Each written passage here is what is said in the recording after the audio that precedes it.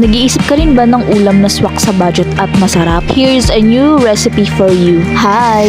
Ako si Pearl. At samahan niyo ako magluto ng creamy pork mushroom.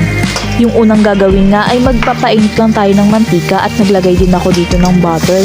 Nagisa din ako ng bawang at sibuyas at nilagay ko na rin yung patatas.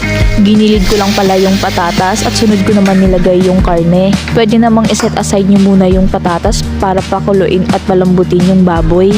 Tapos naglagay din ako dito ng pamintang powder at ng oyster sauce. First time ko ngang susubukang maggawa ng ganito dahil puro lang adobo yung ginagawa ko. Buti na lang yung mga ingredients ay meron ako dito sa bahay. Naglagay lang pala ako dito ng mushroom.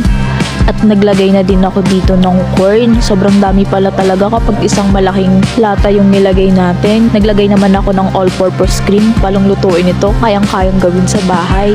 Kaya ito na guys, ready to eat na siya.